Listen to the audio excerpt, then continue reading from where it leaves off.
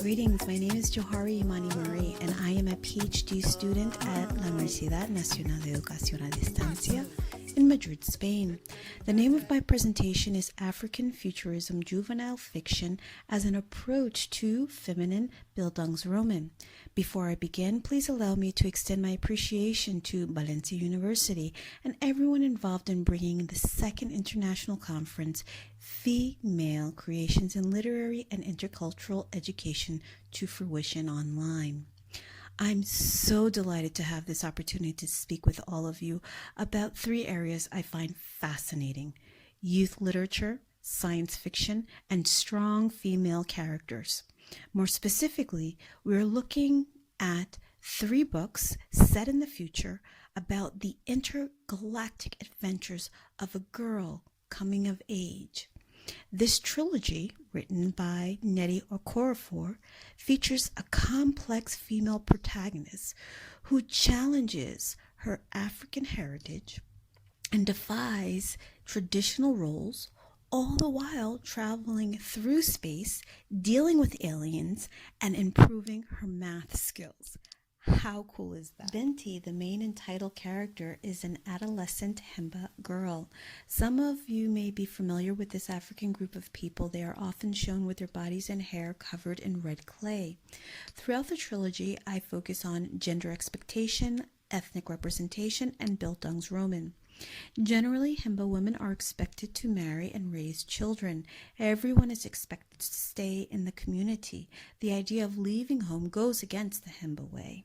Binti not only leaves home, she later returns. This home-away-home structure is typical of bildungsroman literature.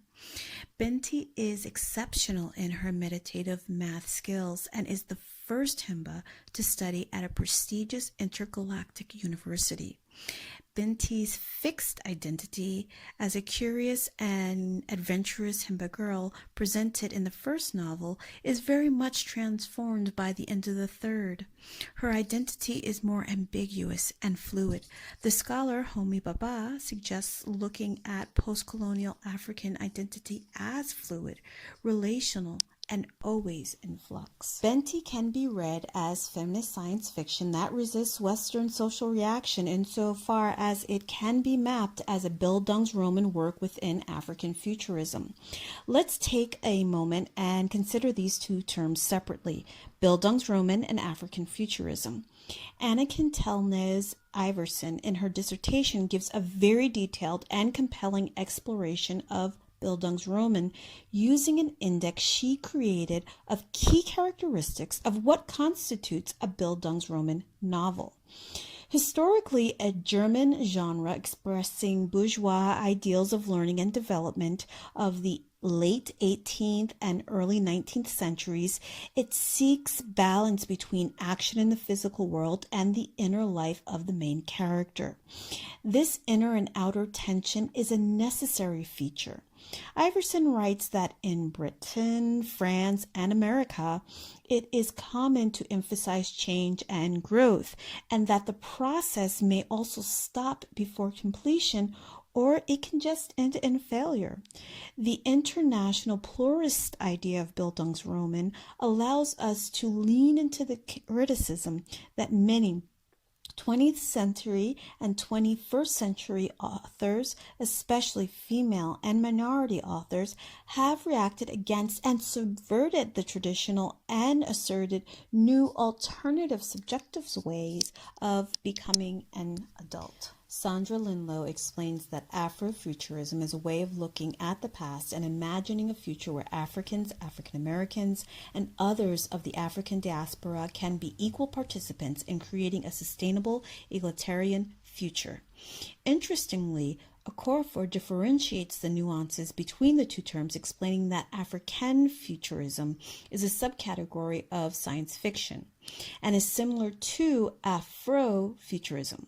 The difference is specifically and more directly rooted in African culture, history, mythology, and point of view as it then branches into the African diaspora. It does not center the West. It does not necessarily have to go beyond the continent of Africa, although it often does.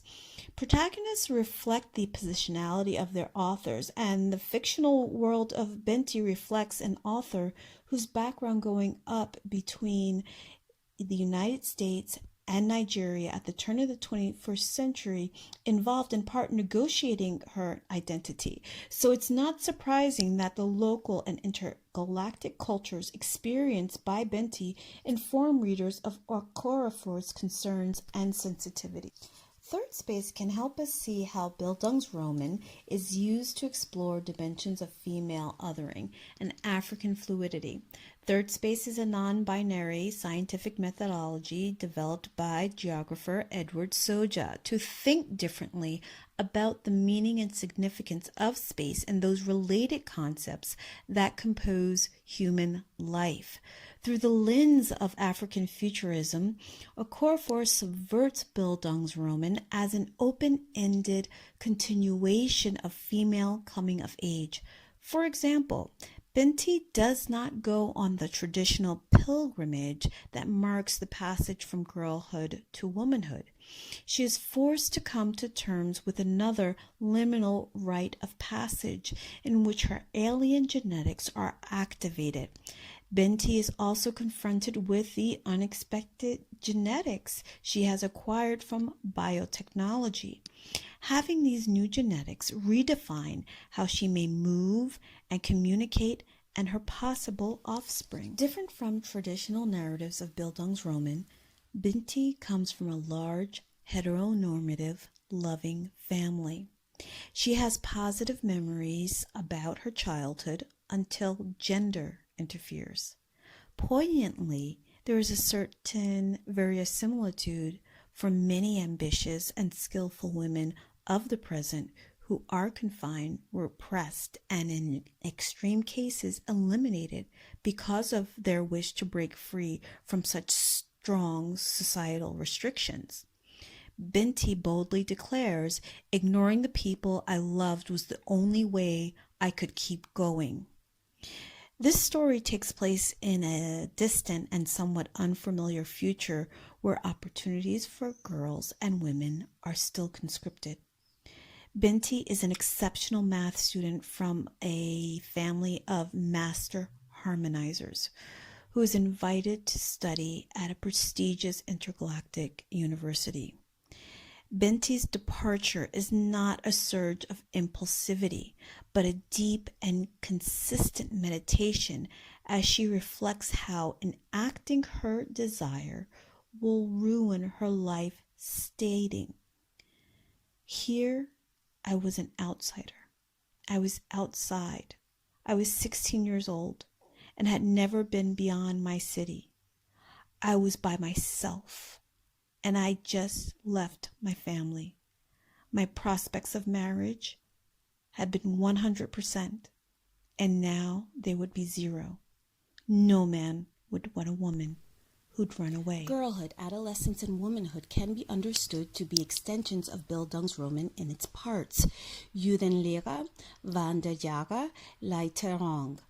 Binti builds the strength and capacity to confront her challenges and design her future by both embracing and rejecting prescribed roles. As a master harmonizer, Binti being able to find harmony in conflict comes precisely from leaning into her Himba roots of Juvenile. Her family upbringing and her deep technical training in meditative mathematics, which guides and informs her curiosity and ultimately gains her survival. Binti finds power in being vulnerable and fully accepting the power of her deep culture, her Himba roots, that is not limited to the confines of Himbaland in Vandayaga. The purification she sought to gain by going on the pilgrimage, she obtains by connecting with previously unknown parts of her ancient alien ancestry.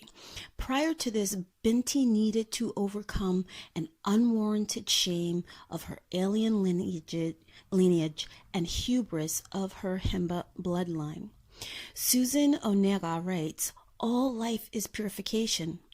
Laitarang, the word commonly used to translate purgatory. Purification from worldly pride is the ethical demand of our temporal existence on the way to inwardness and to overcoming worldliness.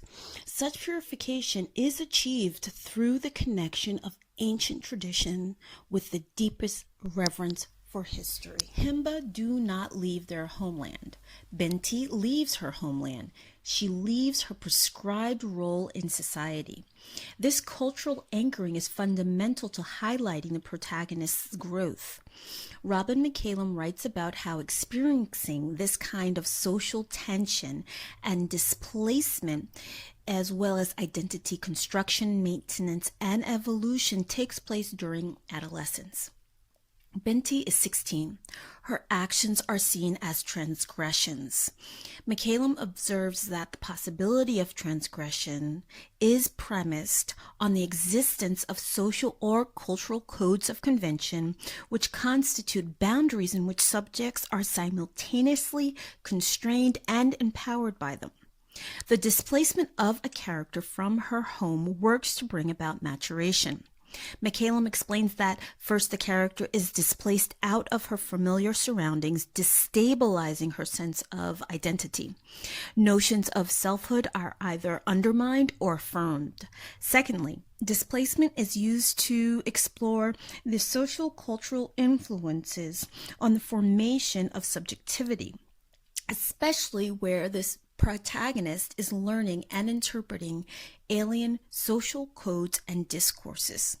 Third, representations of transgressive modes of behavior can construct interpretive positions from which to examine and interrogate the limitations of that dominant cultural practice. Binti resituates her definitions of African and woman. Okonkwo observes that part of its heroic perception, the concept of growth in African cosmology, is seen as a dynamic, communal phenomenon that transcends beyond the physical reality into the ancestral domain. African cosmology can be mapped into the novels when Binti joins the spiritual realm of the seven and moves beyond notions of girlhood and womanhood. In negotiating increasingly more complex, unresolved conflicts, Binti develops stronger confidence and purpose. Praises from others shift from her ancestry to her personal achievements. During this refinement period, although Binti amalgamates identities, she does not experience any real long-term acculturation into the societies in which she has gained access. Yet the accusations of behaving like a woman versus behaving like a girl dissipate. The Binti series is a futuristic trilogy of emergence which centers on the extreme intergalactic experiences of an adolescent Himba girl.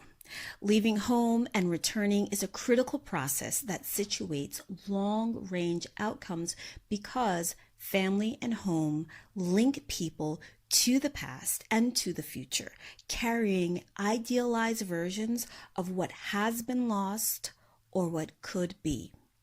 In this presentation, we have approached bildungsroman in juvenile fiction through the lens of African futurism. The dynamic tension of othering, gender, ethnicity, and life stages gives insight into how displacement is an integral process in the consolidation of identity and the maturation of the self.